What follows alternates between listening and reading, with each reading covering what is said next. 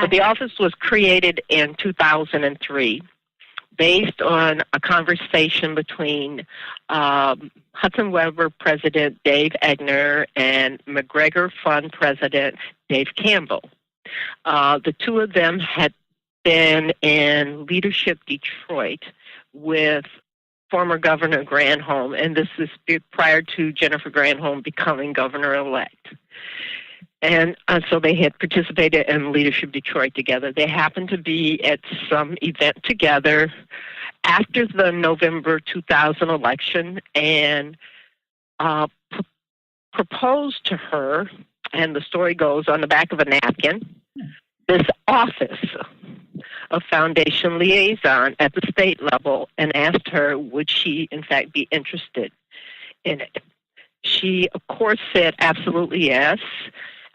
When it was originally designed, it was designed to be like a 5-year pilot, perhaps, with the first 2.5 years being funded by Philanthropy, and then the funding for the office being provided after that by state government.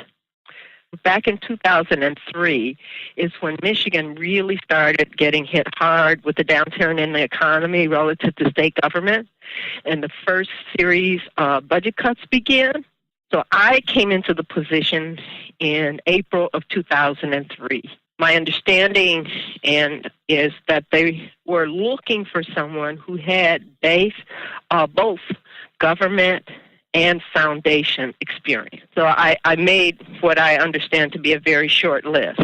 And so I came into the work after interviews, and it actually was at a point that I had taken a family leave because my husband had been quite ill, and I took a family leave because I was trying to do too many things and run back and forth to Ann Arbor with him, as well as take care of our three adopted sons, and it wasn't working. And so I was about ready to step back into work when I got a call asking me if I'd consider an interview for this position.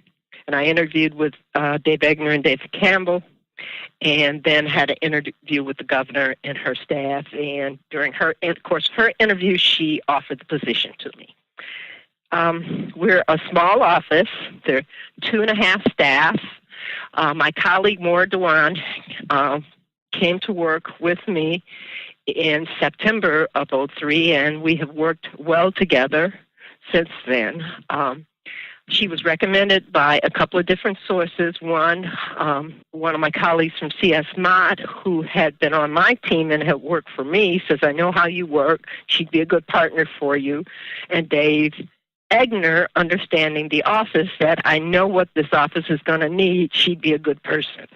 I didn't have to do a lot of interviewing to find her. She was actually on a maternity leave. She had been, not on maternity leave, she had been on a family leave from the workforce as well after having had a child, and her child was now 3, and I convinced her that she could come back to work in this new opportunity.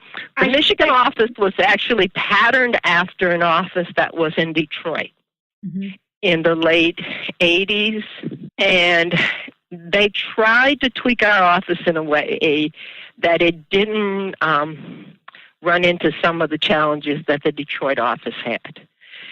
The Detroit office ended up being subsumed into the mayor's office and sort of lost its independence and visibility as an independent agent. So our operating agreements, we have memorandums of understanding for this office that identifies it as a private office in state government, supported by the state with space and resources like computer technology and supplies and things of that nature. We have had small contributions from the state over the years, amounting to less than 5% of our annual cost. So that's sort of the history. We have a governing advisory committee that is made up of the foundation community, as well as Rob Collier, Kyle Callway from M&A, Michigan Nonprofit Association, and a representative from the executive office.